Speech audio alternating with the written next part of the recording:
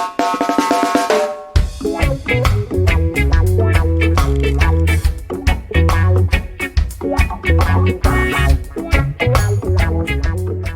right, everybody, welcome back to another conversation we're calling Real Talk HR, and today's conversation with Bobby and Chris is no different as if we were together at a coffee shop, just talking about things that we're seeing, things that we're hearing, and really trying to explore this future evolution of HR.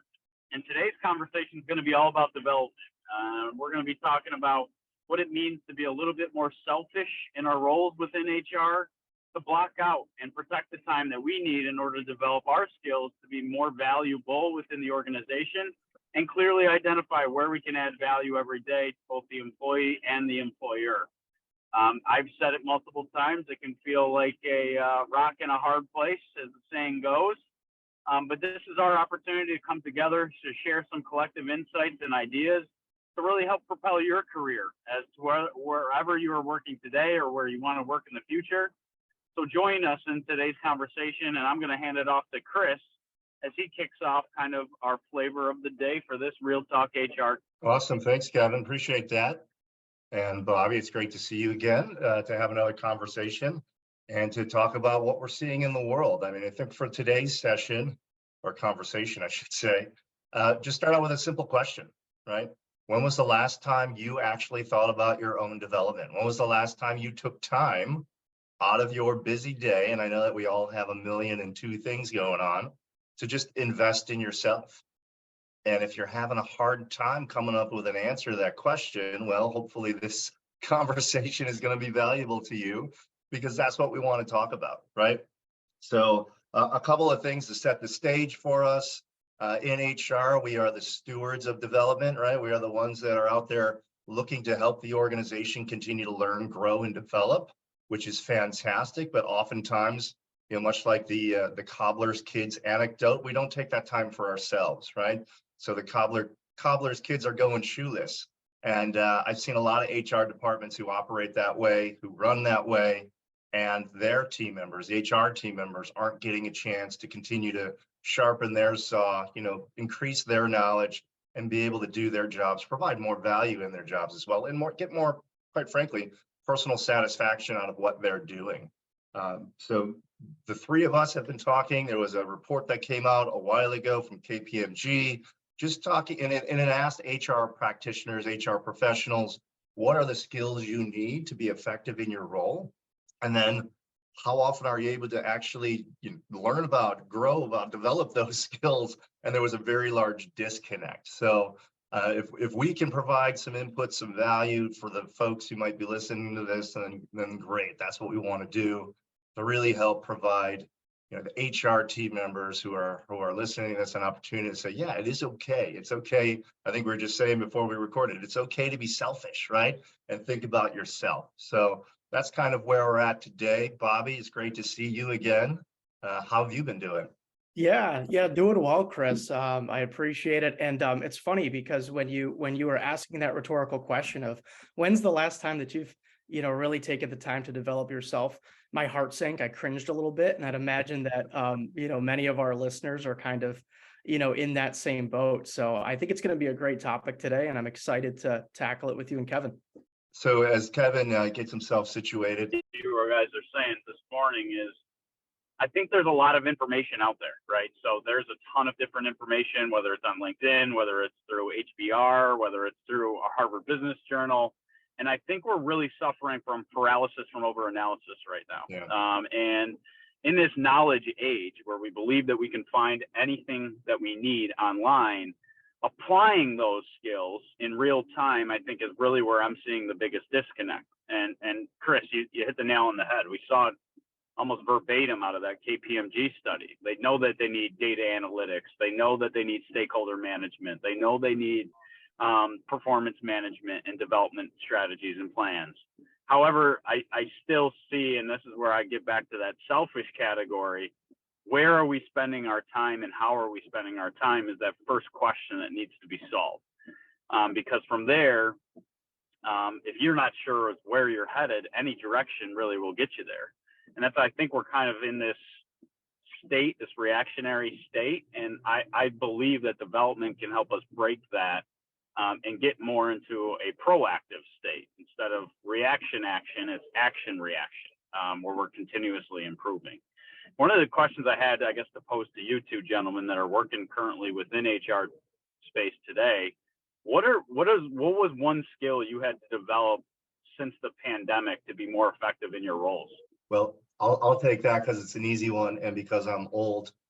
For me, it was technology, right? So as we transferred to a virtual environment and a virtual work environment, ensuring that I was up to date and I was up to speed on, hey, here's how we're going to communicate now, right? Here's how we're going to have these weekly meetings that used to be in person. So for me, it was getting really comfortable with the fact of, okay, great, we're going to be on screen, we're going to be using these Zoom calls, and that's going to be, who would have thought that that would have been the new normal, 3 years later as we look at that. So I think for anyone who might have been in my space, who is comfortable with the face-to-face and, popping your head over a cube wall to ask a quick question, communication tools like Slack, like I am on Teams, those are all the things that I think are now part of our day-to-day that we used to really not use as much. So that's one thing for me. Yeah, I think that's a big one, Chris. I think for me, it was two different components. One was time management, and the other was, kind of to Chris's point, communication. Time management from the standpoint of we're working and living in the same space. So, when do we kind of close the door and say this is it, right? I'm good for the day. I need to go fulfill some personal obligations, be with my family, things like that. The communication aspect was interesting to me. I'm still a remote employee today. And one of the things that I've developed, or I had developed over the pandemic, was, to Chris's point, I was the type of employee, the type of person that would pop my head over a cubicle, would walk into an office, would generate that, organic conversation throughout the day. We are so busy, right? And we look at tools like Teams and like Slack, and you see that people are busy or they're on do not disturb. And without seeing them face to face, you almost have this, apprehension or hesitation to reach out to them to see if they can answer a question, to see if they can hop on a quick call. So I've developed over time some strategies, to just kind of, work through those communication challenges. Kevin, how about you? Curious to hear your perspective on it. I'm sitting back here and just listening to all of it, because I think one of the things that you said, Bobby, was pretty profound, right? Is when we're all so disconnected and it comes down to tasks oriented only, it is very easy to fall economy, right? You kind of lose touch as to what might be going on in that person's world, because you can't really see it, but you still have to be cognizant of it. But I've caught myself, right? So understanding different times of when people are working, when they're not. But articulating and clearly communicating my expectations has really been helpful in this remote hybrid environment. Yeah. I would say over communication has never gotten anybody in trouble. But really, I've seen a lack of alignment, because communication takes energy, it takes time. And when we are so bogged down with all this other work that needs to get done, at the end of the day, the communication and some of these little things are just getting pushed to the side, as they're maybe not viewed as important to the overall outcome. However, we all are seeing when it's not present, it's actually making our lives much more challenging and much more difficult. And we probably have to communicate more when we try to conserve energy by not communicating effectively on the front end.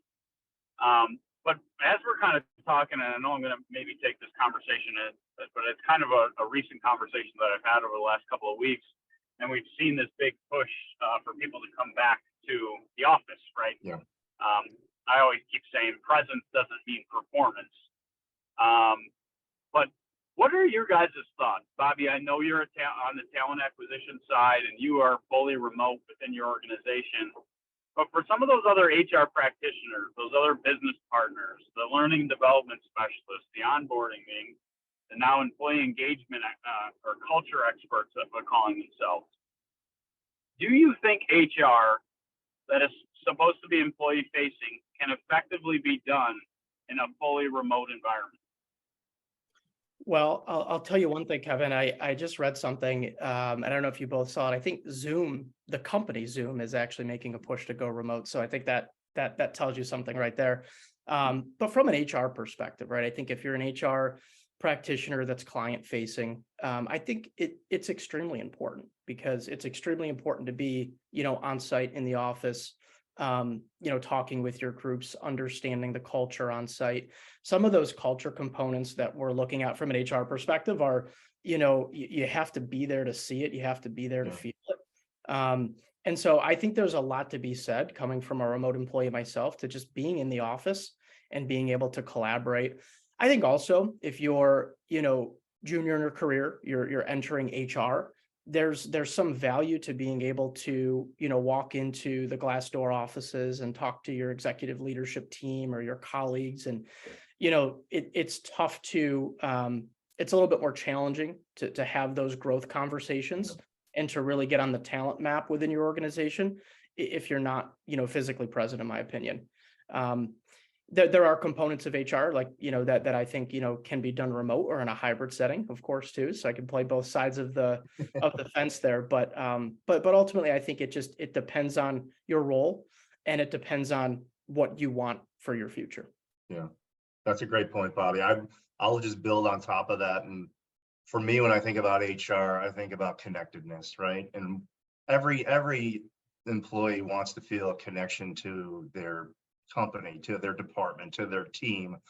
Yet that gets difficult when you're remote only, right? And that gets difficult over Zoom calls or Slack messages. I've seen a lot of managers just schedule time for coffee in the morning, like that, as if they were walking around the office, and there's no agenda. You just grab a cup of coffee and we just say, okay, hey, how you doing? And they're checking in that way with their team members, which is, an effort to build that connectiveness. I think being face-to-face definitely amplifies that. It allows you to build relationships. It allows you to build trust, which is essential for all HR practitioners, right? You want to be seen as a strategic, trusted business partner.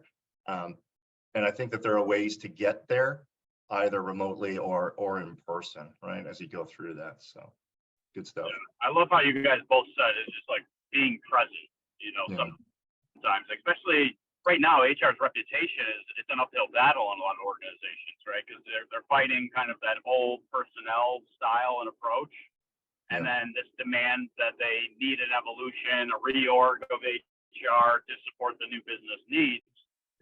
And it's unfortunate, but if we're only going to be handed administrative and tactical work, right? Because that's the view of the value of the role within the organization.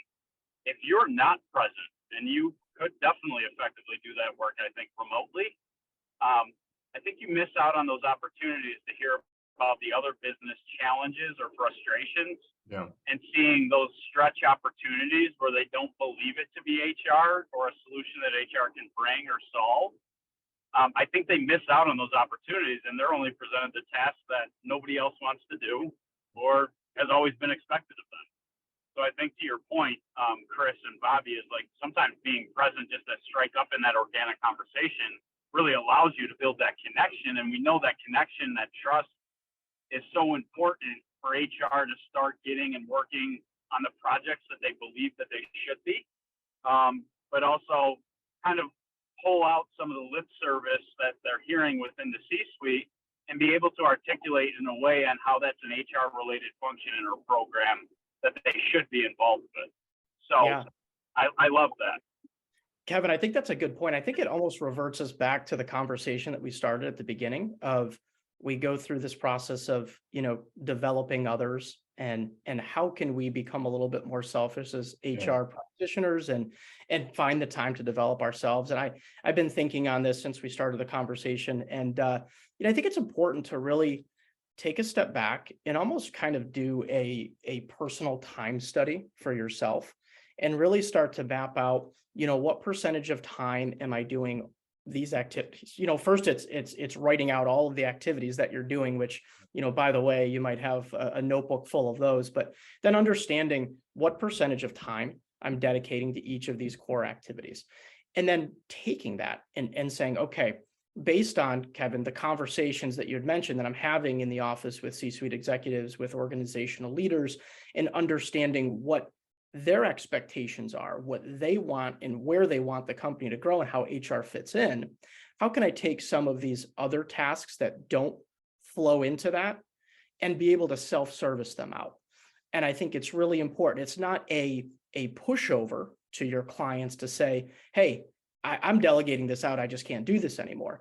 It can be almost an empowerment tool to say, hey, I'm going to put my time and energy over here because this is what's most important to moving this organization in a positive direction. So here's some things that, I want to help you, leader, manager, become better at, so that you can service your employees the best way possible. And I love the time study. Obviously, Bobby, you and I have used that for quite some time within organizations just to gain a better understanding as to what's even happening. But I love the personal time study. I think that's a great practice. I think assigning a value and an intention to those items as well, right? So if it's something that they've identified, I have found in my work that most HR practitioners aren't even asking enough of their partners that they're paying for, right? Because they're so accustomed of just doing that they're not even sure really what they're paying for within their partnerships that their partner should be doing for them. And it's kind of this give and take, but it's also, I think for the longest time, it's like, okay, if nobody else is going to do it, I'm just going to do it. And when you're in HR and you're a doer and it can be very easy to start doing things that you really shouldn't even be doing. Yeah, and you're doing it without even really realizing it because it's just now become habits. So the personal studies, the HR time studies within the organizations, those are fundamental, I think, because without time and an understanding of time, and Drucker said time is the most valuable resource, right? But I think without that understanding, I'm struggling, and I think it's why we struggle to see execution, because how do you prioritize without having an understanding of time? That's right. How can you even make a list of what a priority is when you don't even know what time you would have to allocate towards achieving that priority? And maybe that's leading to some of the burnout within HR, because they're continuously seeing the same items. And I had shared it back 10 years ago. The same items were still on the list, right? Yeah. Why aren't we moving forward? And I think it gets back to that selfish nature and being able to say no more, right? But no in a good way, right? With an explanation that, hey, I have this time blocked out to Chris. We've talked about it and we've heard about it from other people, to go do those data walks, to just walk the line, to just show my face, right? Those are the time commitments that are really impactful. And then HR gets to see the fruits of their labor. I mean, if I was in HR and I got to walk the line and I saw a lot of smiling faces, that would tell me that I'm probably doing something right. As well as I went up to the C-suite and everybody shook my hand and patted me on the back and said, thanks so much for all that you're doing. So we have that potential and that opportunity, but I don't see, without development, right? Without coaching, without mentorship, and that selfish nature, I don't see how that's possible. Yeah, and I think that gets us back to that opening statement, right? So you need to be selfish about your own development. I tell people all the time, whether they're in management roles or not, no one's going to come and tap you on the shoulder and say, hey, I've got this great opportunity for you, go and take it. You need to own that yourself, right? So doing this time study, figuring out where you're spending the majority of your time is a great first step.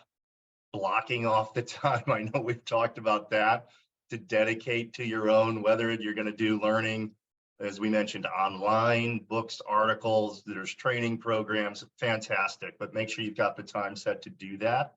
The second thing I would say is do a personal inventory of your own skill set, right? What are the things that you love doing in your job? What are those specific tasks? What are those activities? Write it down in a column, right? What are the things that you really don't like doing part of your job? We know you got to do it. Hey, there's a reason why they call it work, right? But just be aware of it. And then as you continue to look for developmental opportunities, go gravitate towards those things that you like, those things you love doing, the things that you get a lot of satisfaction out of. And I think that that's really key too. when we're talking about our own development, right? Well, it's got to be exhausting when you're seeing all these other people share about purpose and passion, and you yourself aren't even finding purpose and passion in your role. And it kind of goes back to what we've said about healthcare. How do you expect sick people to take care of other sick people? That's kind of what we're seeing right within HR. We ourselves aren't even holistically healthy, right? We aren't even doing the things that we're preaching to the choir. And if our employees see that, they might buy in a little bit less. So I think it is kind of this exhausted state that everybody is experiencing. And I think this is really HR's opportunity to say enough is enough. What am I doing? What do I value, right? What do I even want? Some people were forced into HR, just like I was forced into sales, right? I wanted to be in healthcare. I turned out to be a copier salesman, right? So is this still the career that you want? And yes, it's difficult, and yes, it's challenging, but I see more opportunities than I see challenges, right? I see things that, like we all say, is like, I heard it the other day in a talk, and Dave Mamano was giving a chat at this Global Leadership Summit. But one thing that he said, if you just froze the executives from Xerox or Kodak in their heyday, and they thawed out today, right? And they were leaders, how successful would they probably be within that role? And I got to thinking that that is exactly what we have in our area, right? Yeah. That is we have not evolved as a leadership model, as we an haven't thawed out yet. Structure. We haven't even thawed out. So, but that idea, right, that story, I'm like, yeah, it wouldn't work. And when you said it as a story, it makes it even more apparent to everybody, but that's exactly what we're experiencing. Most are experiencing. So to get back to your point, Kevin, there is an enormous opportunity for HR practitioners to educate, create more awareness, help their leadership teams evolve, right? I get it. AI is important, machine learning is important, but at the end of the day, we're still all human beings, right? So we got to make sure that we're managing each other. We're being clear, as you said, about expectations, really concise about expectations, and then monitoring it, measuring it, rewarding it. So I think that, HR practitioners have an enormous opportunity to help. Don't we find that fascinating, though?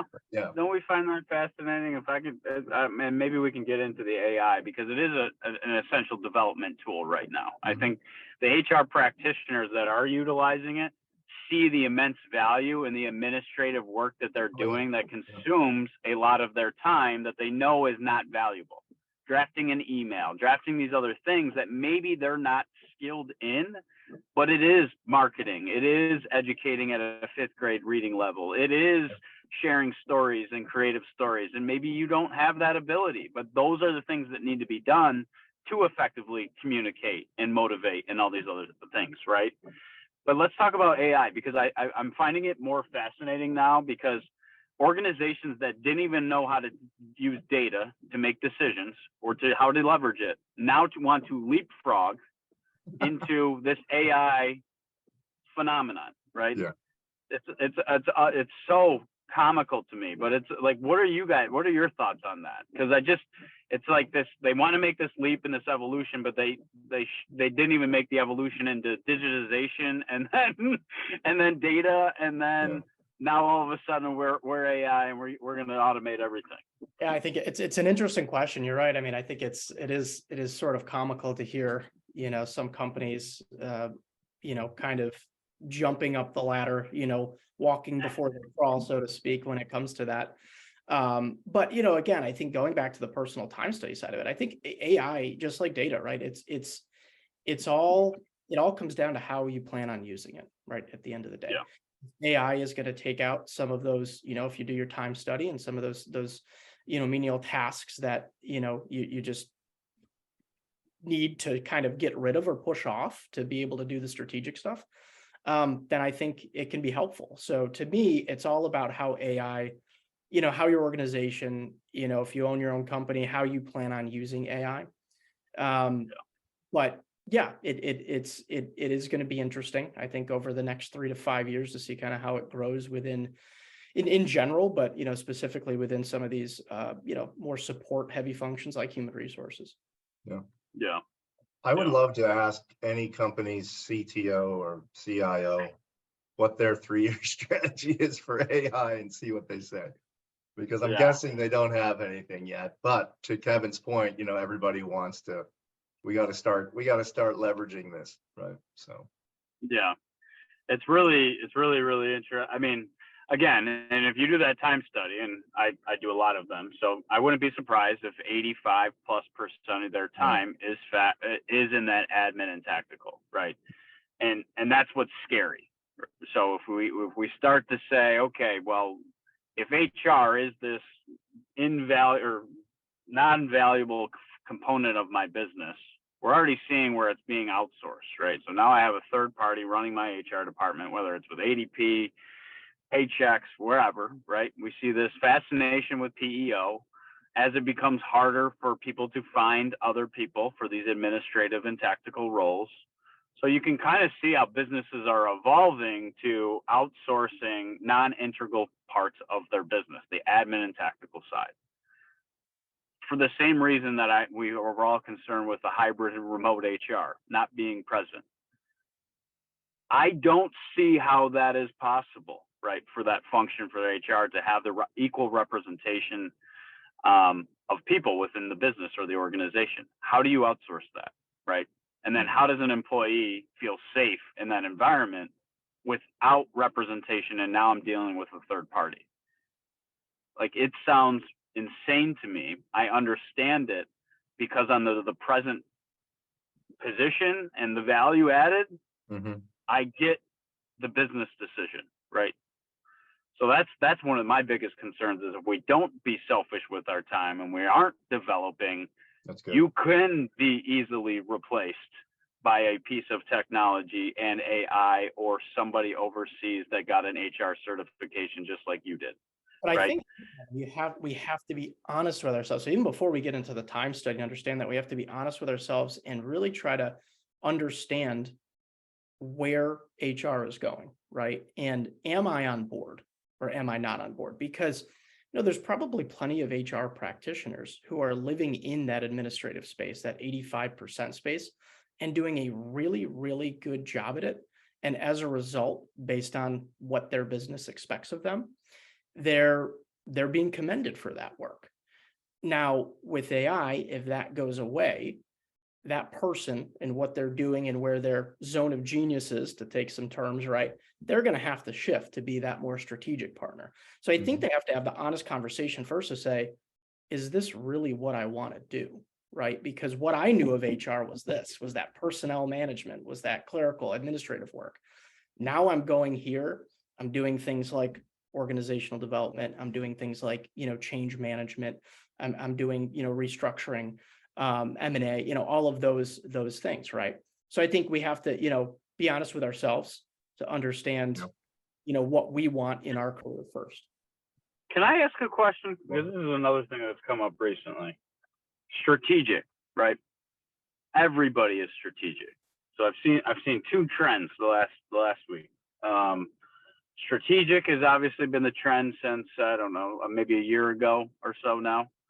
And then all of a sudden now I'm seeing HR practitioners being called consultants and they work internally. I don't know if you guys have started to see this at all, but the whole idea of strategic, right? It's a big word. It has a lot of meanings to a lot of different people. I have seen it written in job descriptions for HR in a million different ways. Yeah. What is it?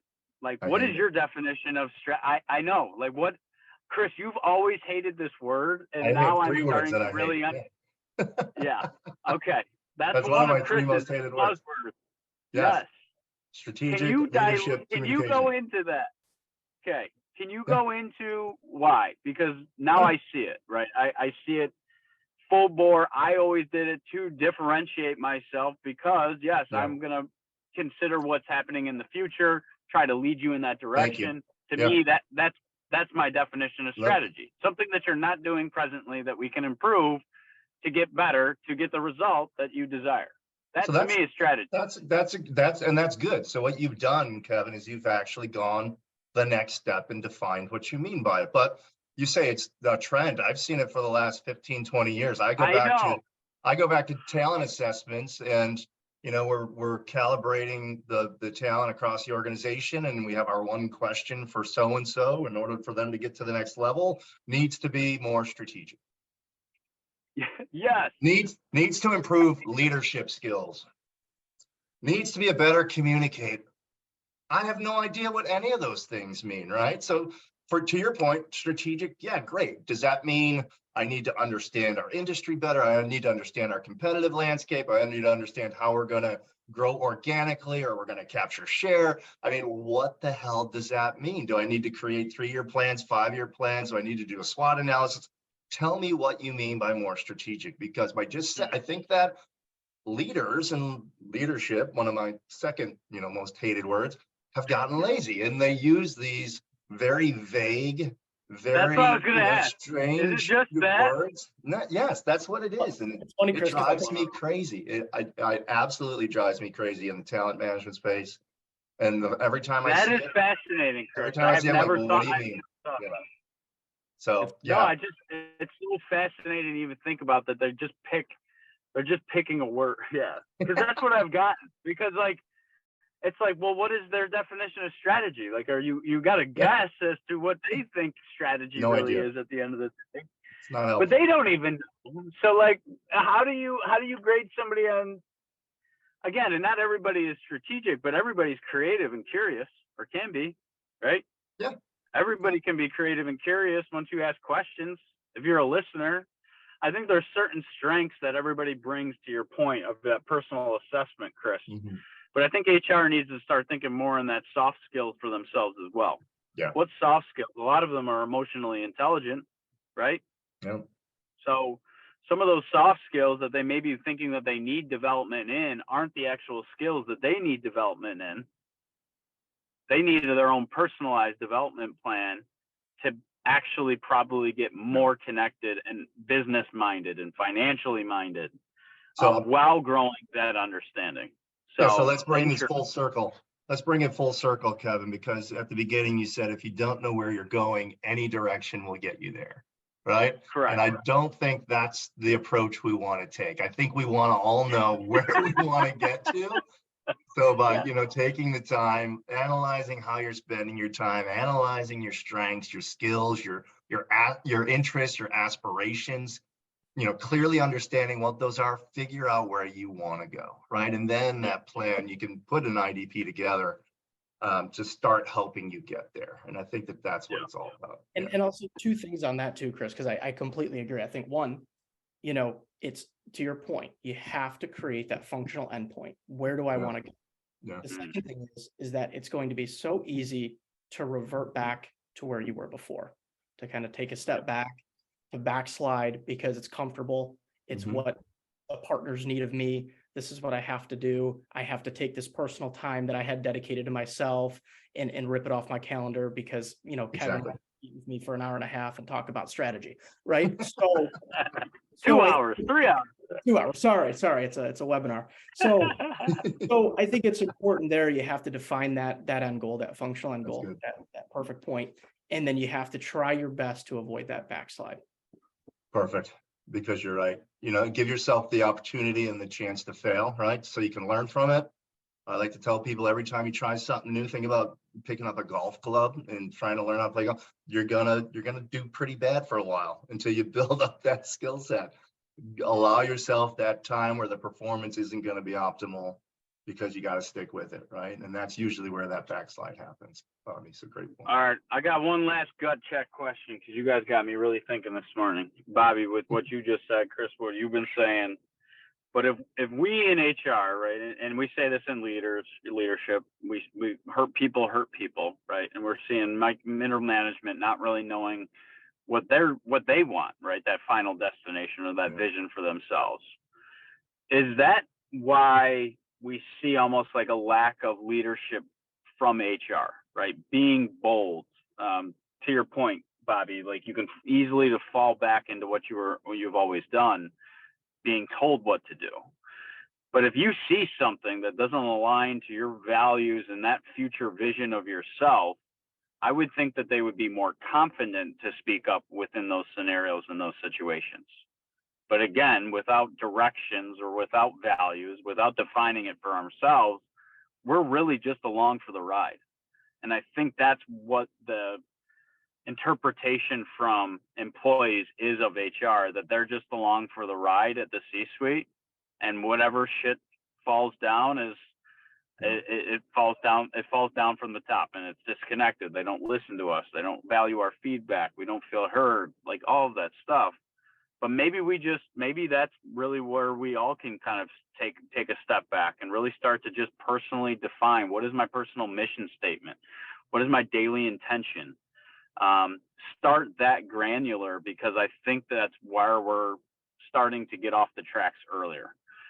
Because I have no problem telling CEOs when they say two things that mean two different things, and I'll say that's confusing, but it's in a way to help educate them so they learn and they can develop. So it's just kind of a fascinating conversation for today. I just think, do you guys see that? Do you see that maybe because we haven't gotten the coaching or the mentorship to even vision what our future is in HR for ourselves, that it lacks what we see as opportunities within the role? It might all be connected.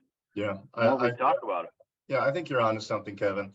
And I've seen it both ways. I've seen corporations and companies and CEOs that highly value their HR leaders and HR counterparts because they know the value that they bring.